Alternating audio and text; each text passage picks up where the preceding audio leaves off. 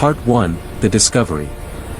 The quantum monitoring station floated silently in the void between galaxies. For 3,000 years, it had watched the cosmic darkness, recording gravitational waves and scanning for signs of emerging civilizations. Senior observer Crothnell was reviewing routine data when her scanner array began screaming warnings. Something impossible was happening in Sector 7. Crothnell's crystalline fingers moved rapidly across the holographic interface. The readings made no sense. A civilization was broadcasting from within the Forbidden Zone, an area of space that had been marked uninhabitable for millennia. The energy signature was unlike anything in the Imperial database. It was crude yet sophisticated, chaotic yet purposeful. The technology seemed to violate several fundamental laws of physics that the Xanthari Empire had established over their 50,000 years of galactic dominance. She immediately transmitted an emergency alert to the Imperial Citadel. Within hours, the message reached High Commander Zelthor, Supreme Military Leader of the Xanthari Empire. He stood in his command chamber, his tall silver form rigid with concern as he studied the data. The Empire controlled 47 galaxies and had catalogued over 10 million species. Nothing surprised them anymore. Until now. Zelthor convened an emergency session of the Imperial Council. The chamber was a massive sphere of translucent crystal that floated above the capital city of Xandar Prime. 12 council members materialized as holographic projections, their bodies composed of pure energy that had transcended physical form millennia ago. They represented the oldest and wisest beings in known existence. They had witnessed the birth and death of stars, the rise and fall of countless civilizations. They considered themselves beyond shock. They were wrong. High Commander Zelthor activated the central display. A small blue planet appeared, rotating slowly in the darkness. Third planet from a yellow star in the outer spiral of a minor galaxy. The coordinates placed it deep within Sector 7, an area that had been sealed off 5,000 years ago after a survey team discovered it was filled with death worlds, planets so hostile that complex life should never have evolved there. The council members observed in silence. One of them, ancient philosopher Merkane, spoke first. His voice was like wind through empty corridors. Why does this concern us, Commander? Death worlds occasionally produce primitive life. They always destroy themselves before achieving space travel. It is the natural order. Zelthor changed the display. This death world has not destroyed itself. They call their planet Earth. They call themselves humans. And they have achieved technology that rivals our own in some areas while being laughably primitive in others. The display showed human cities, massive structures of metal and glass that covered entire continents. It showed vehicles that moved on wheels, impossibly inefficient yet functional. It showed humans themselves, bipedal creatures with soft skin and no apparent natural defenses. Counselor Valshur, Master of Sciences, leaned forward. Show us the quantum signature that triggered the alert. The display shifted to show complex mathematical equations and energy patterns. Valshur studied them for a long moment, then her form flickered with what might have been distress. This is impossible. These readings indicate they have developed quantum communication without understanding quantum mechanics. They are using principles they should not be able to access for another 1,000 years of development. They did not develop it through traditional research, Zelthor explained. Our analysis suggests they stumbled upon it through trial and error. They built something without fully understanding how it works. Then they reverse-engineered their own creation to figure out the principles behind it. He paused. They call this process innovation. The council chamber fell silent. Innovation was not a word used in the Empire. The Xanthari had perfected knowledge. They understood the universe completely. There was nothing left to discover, only to catalogue and organize. The idea that a species would build something before understanding it was not just inefficient, it was dangerous. It was chaos. I recommend we classify them as a potential threat and initiate standard containment protocols, Zelthor continued. We quarantine their system, prevent them from spreading beyond their current territory, and monitor them until they inevitably destroy themselves. It is the safest approach. But ancient philosopher Mercain raised one translucent hand. Before we decide, we must understand what we are dealing with. Send a scout team. Observe them directly. We have made decisions based on incomplete data before. We will not repeat that mistake. The vote was unanimous. A scout team would be deployed. Commander Zelthor selected his best reconnaissance unit, led by Captain Zoreth, a veteran of 2,000 missions who had observed hundreds of emerging species. The team departed within one solar cycle, their stealth vessel equipped with technology that made them invisible to all known detection methods. They would observe from orbit, catalog human capabilities, and return with actionable intelligence. It was supposed to be routine. Captain Zoreth brought his vessel into orbit around Earth 3 weeks later. The planet was exactly as the data suggested. Beautiful but deadly. Massive storms raged across the surface. Tectonic plates ground against each other, creating earthquakes and volcanic eruptions. The atmosphere contained oxygen, a highly corrosive gas that would destroy most biological tissue over time. The magnetic field fluctuated wildly. The planet was trying to kill everything on it. Yet life thrived. The humans had spread across every landmass, adapted to every climate, conquered every environment. They had even begun building structures in orbit. The scout team began their observation. They monitored human communications, analyzed their technology, and studied their social structures. What they discovered disturbed them more with each passing day. Humans were not unified. They had divided themselves into nearly 200 separate nations, each with different governments, languages, and customs. These nations competed with each other constantly, sometimes violently. The humans called it politics and economics. The Xanthari called it chaos. Yet somehow this chaos produced results. Human technology advanced not through careful planning but through competition. Different groups raced to develop new innovations, each trying to outdo the others. Failures were common, but successes spread rapidly. The humans shared knowledge freely even while competing fiercely. It made no logical sense, but it worked.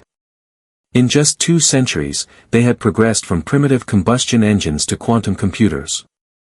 Captain Zoreth was preparing his final report when something impossible happened. A human vessel appeared beside his ship. Not approaching from a distance. Not gradually coming into view. Simply appearing, as if it had teleported. The stealth system should have made detection impossible. No species had ever penetrated Xanthari cloaking technology. Yet here was a human ship, small and ungainly, floating exactly 100 meters from his position. Zoreth froze. His crew stared at their instruments in disbelief.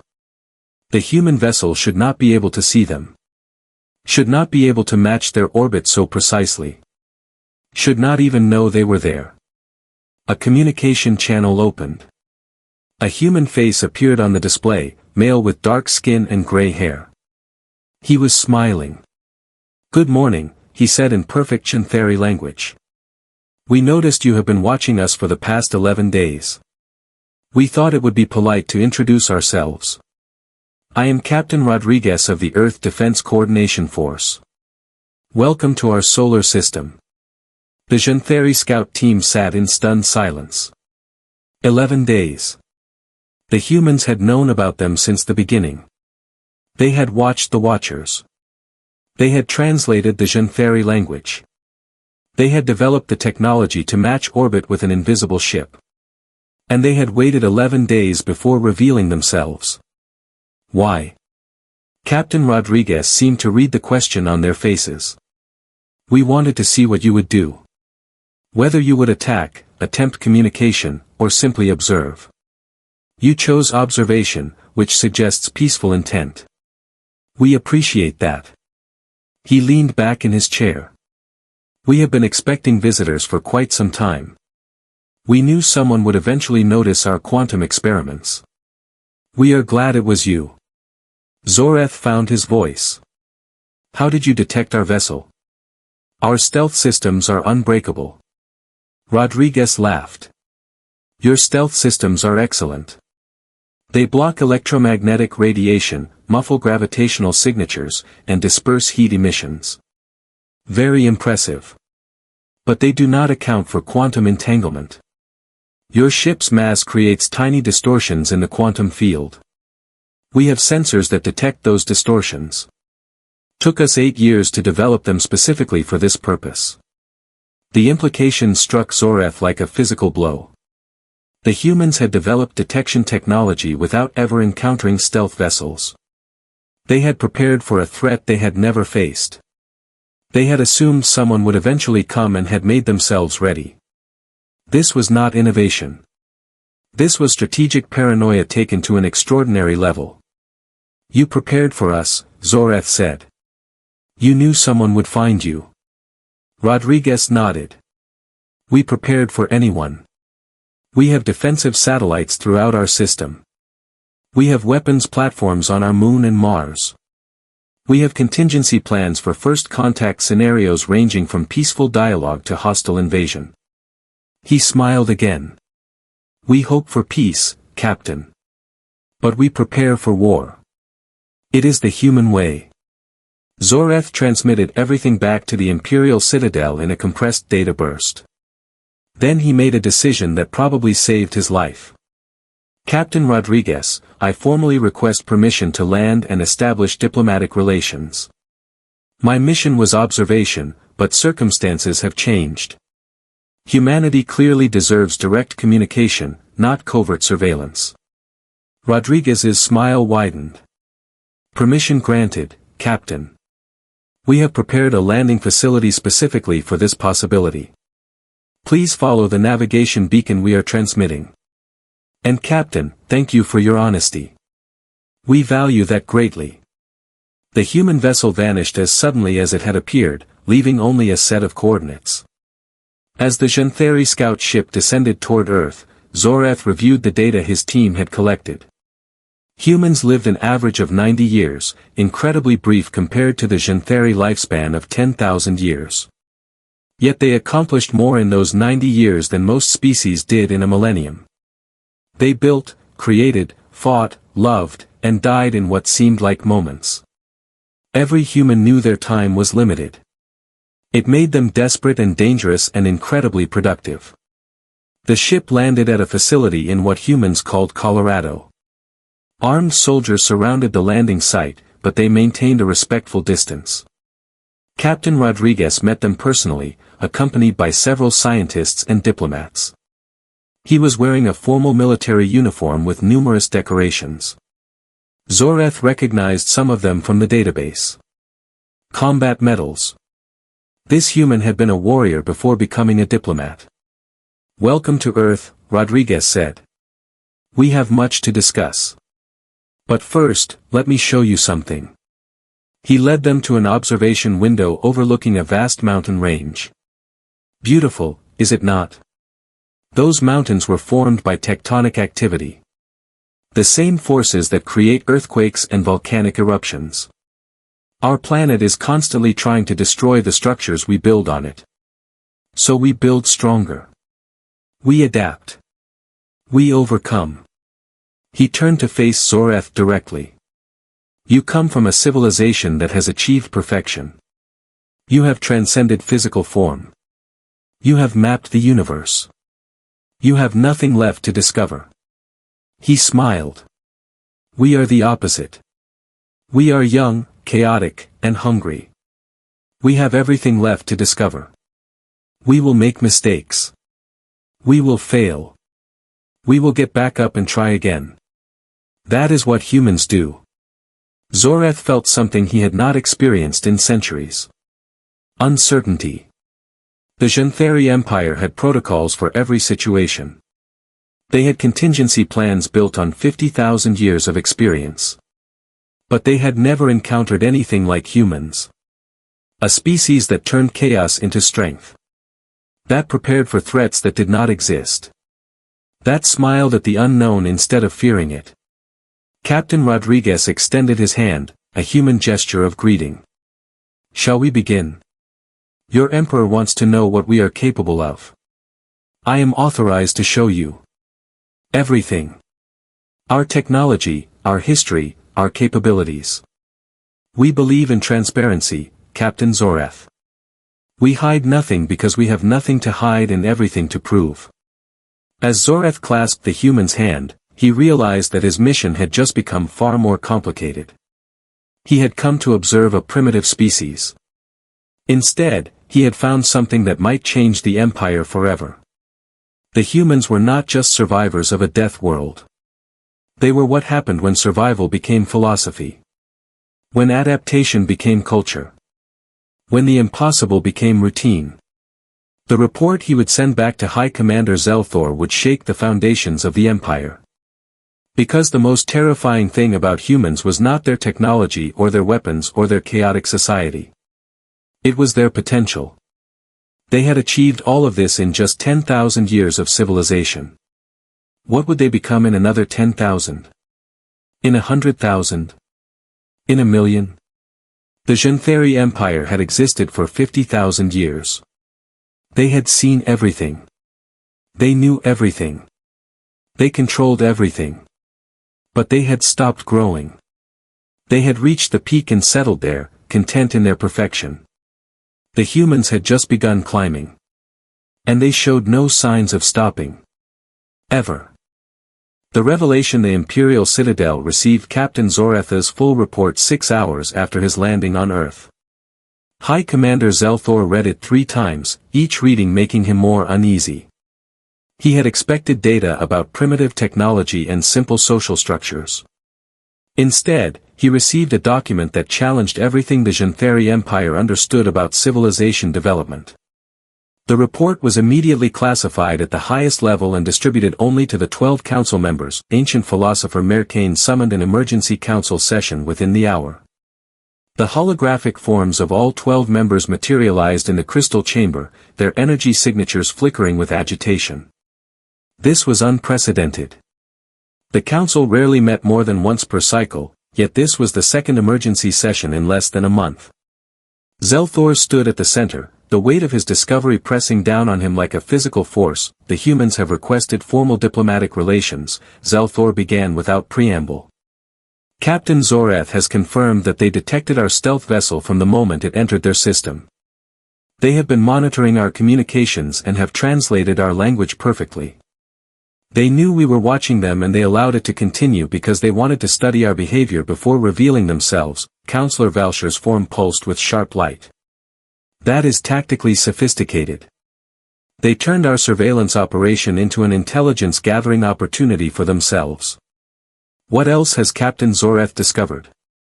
Zelthor activated the central display. Images of human cities appeared, massive urban centers that pulsed with energy and activity.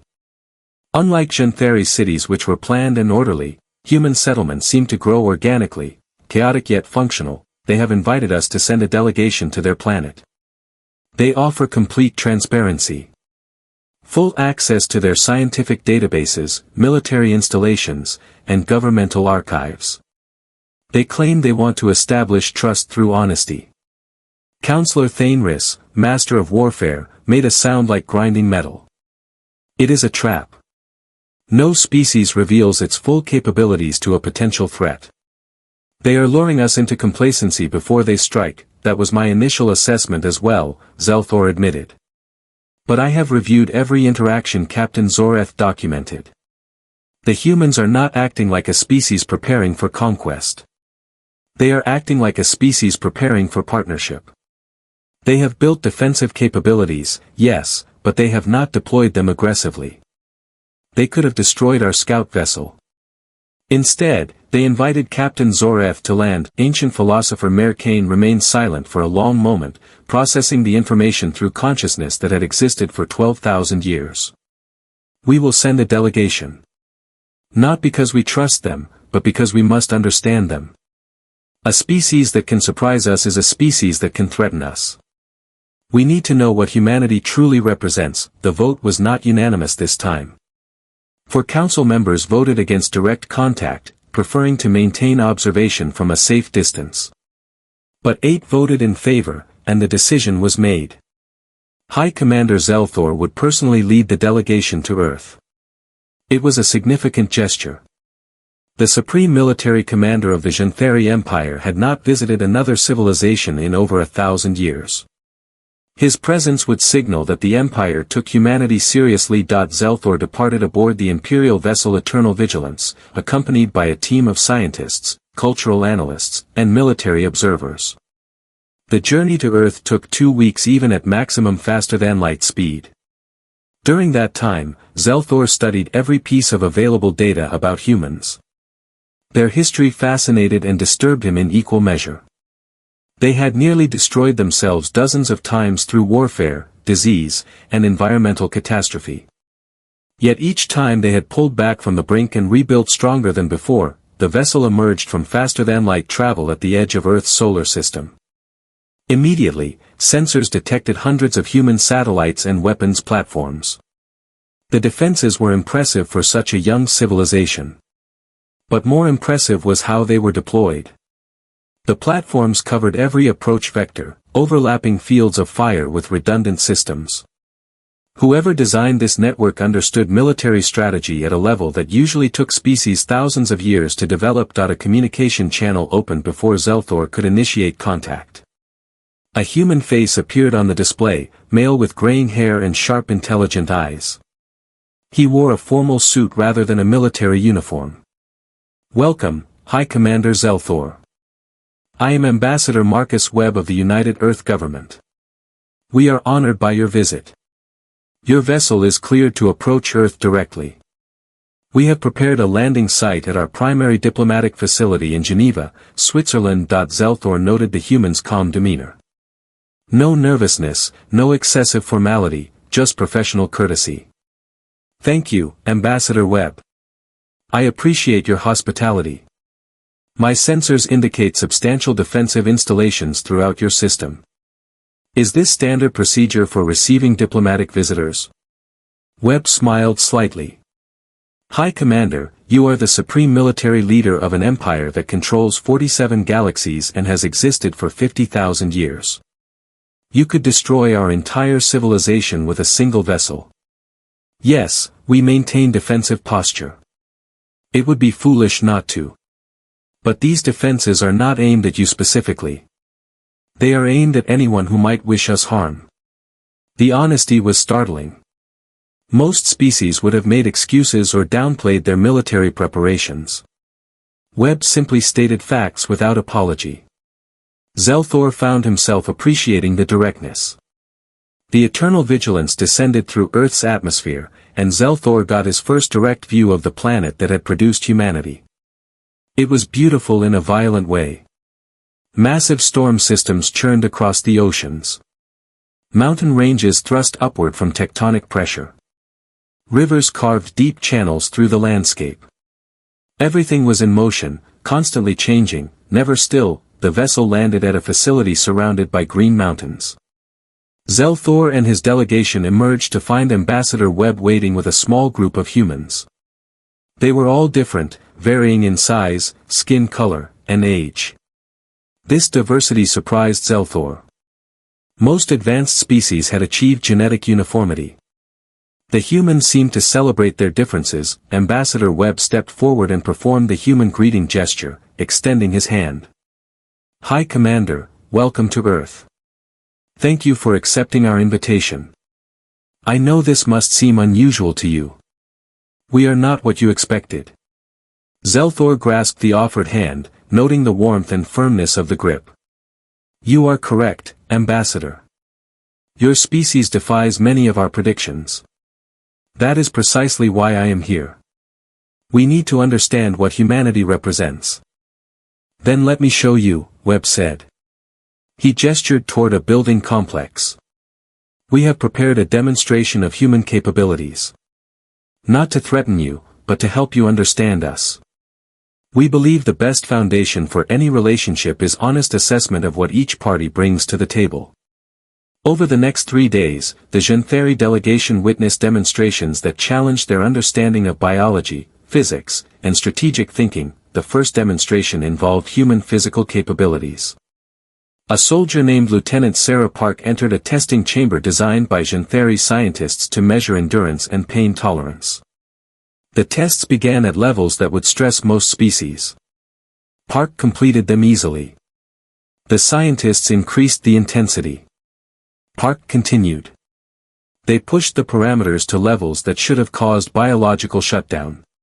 Park adapted. What your instruments are measuring is called an adrenaline response, Webb explained as they watched Park complete a task that should have been impossible. When humans face extreme stress or danger, our bodies flood with hormones that temporarily enhance our physical abilities. We become stronger, faster, and more resistant to pain. The effect is short-term, but it allows us to perform beyond our normal capabilities when survival requires it. Counselor Valsher, who had accompanied the delegation, studied the biometric data with fascination. This is a built-in emergency system. Your bodies chemically override their own safety limits when necessary. That should cause severe damage. It does, Webb confirmed. Lieutenant Park will need several days of recovery after this demonstration. Her muscles will be torn, her nervous system will be depleted, and she will be exhausted. But she will heal.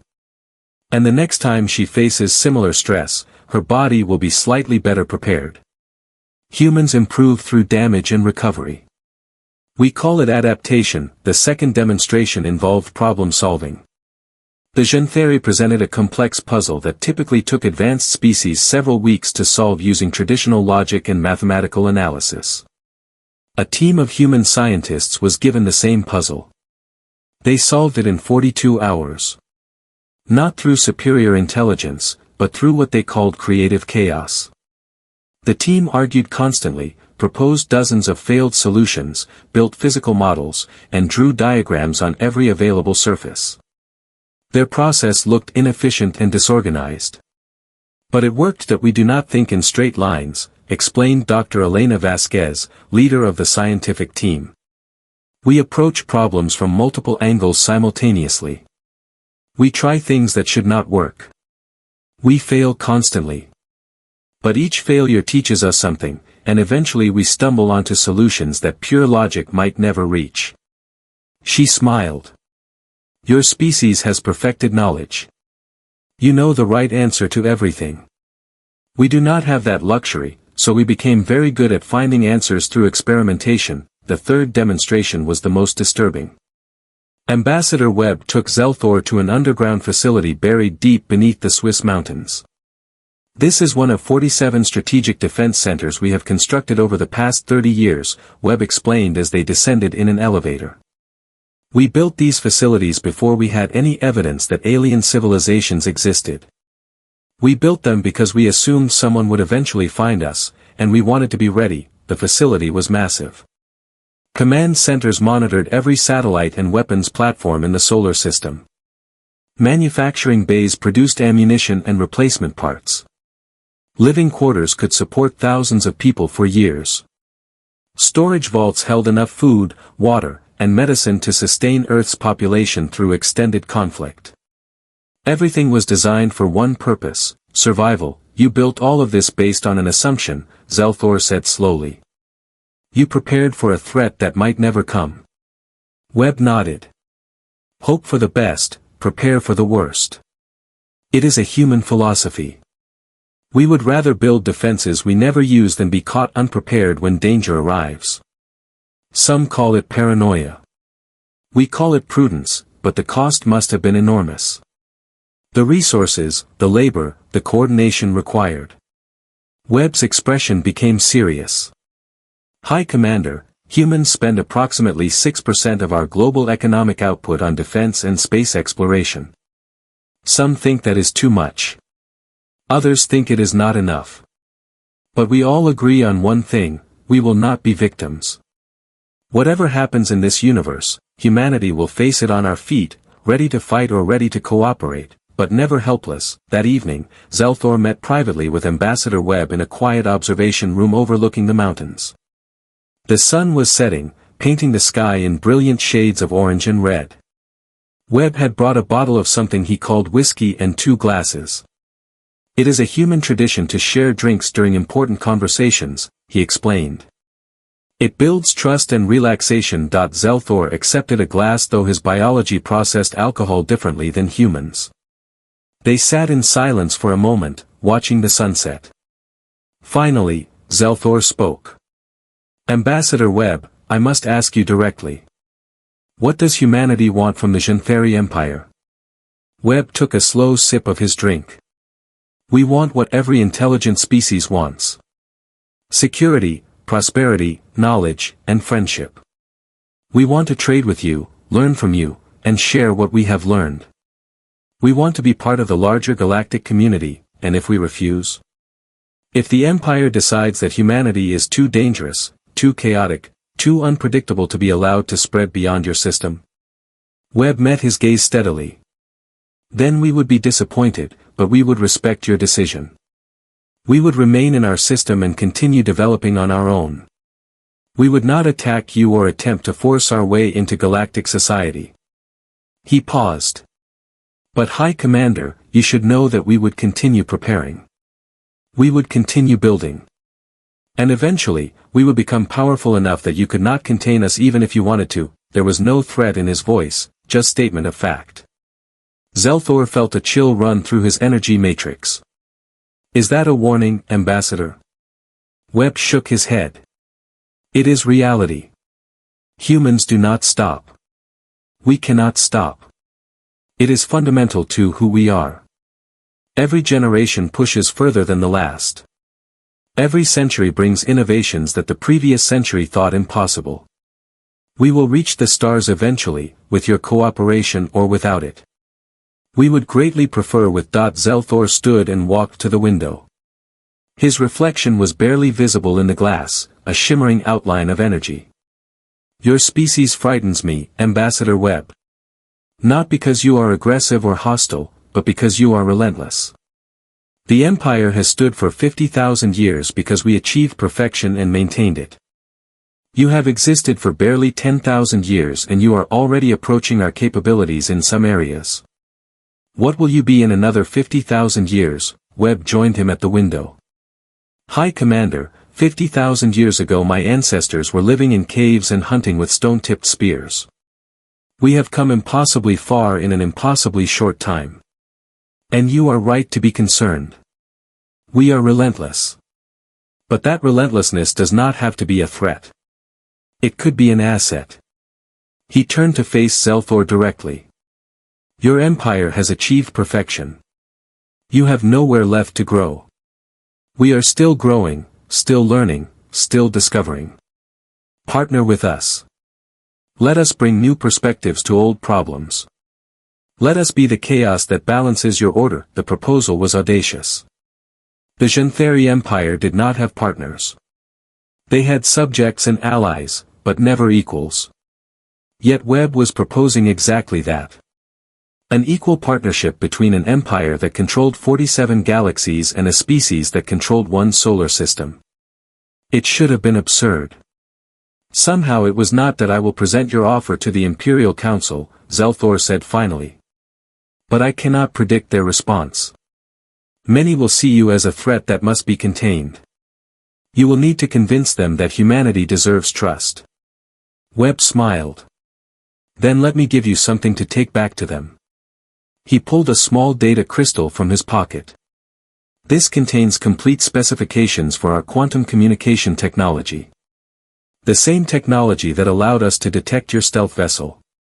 We developed it independently, and it is in some ways more advanced than your own. Zelthor stared at the crystal. You are giving us your most advanced technology. Without negotiation, without demands for reciprocation. Webb placed the crystal in Zelthor's hand. Consider it a gesture of good faith. We could hoard this technology, use it as leverage in negotiations. But that is not how we want to begin this relationship. We want you to trust us, High Commander. Trust begins with vulnerability. We are showing you that we are willing to be vulnerable first. As Zelthor held the crystal, he realized that humanity had just won the negotiation without appearing to negotiate at all. They had demonstrated strength through their defenses, intelligence through their problem-solving, and wisdom through their generosity. They had shown exactly what they wanted the Empire to see, that humans were dangerous when threatened, but valuable when befriended. The delegation returned to the Imperial Citadel 3 days later. Zelthor presented his findings to the full council in a session that lasted 14 hours. He showed them everything. The demonstrations of human capability, the defensive installations, the cultural exchanges, and finally the gift of quantum communication technology. The council debated for days. Some wanted immediate integration of humanity into the Empire. Others wanted total quarantine. Ancient philosopher Merkane listened to all arguments before finally speaking. Humanity represents something we have not encountered in millennia. They are young, chaotic, and growing rapidly. They could become our greatest allies or our most dangerous enemies. The choice is ours to make. We can embrace them and gain their innovation and energy, or we can isolate them and create resentment that will eventually turn to hostility. I vote for partnership. The final vote was 9-3 in favor of establishing formal diplomatic and trade relations with Earth. Humanity would not become a subject of the Empire, but rather an independent partner with full autonomy. It was unprecedented, but so was everything about humans. High Commander Zelthor returned to Earth 1 month later with the Council's decision. Ambassador Webb received the news with quiet satisfaction rather than celebration. This is just the beginning, Webb said as they formalized the agreement. Humanity has much to learn from the Xanthari Empire. But we also have much to offer. Together, we can achieve things neither of us could accomplish alone. Zelthor found himself agreeing.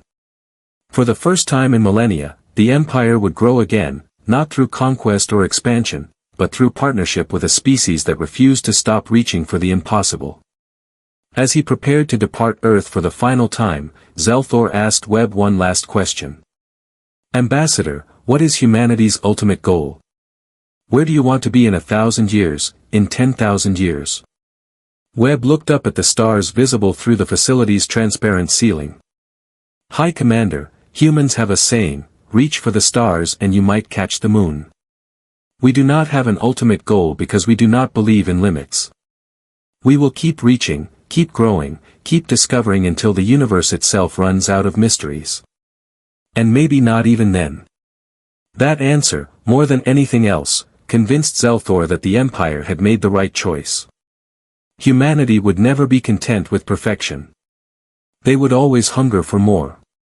And now that hunger would drive both species forward into an uncertain but exciting future. The galaxy had just become far more interesting.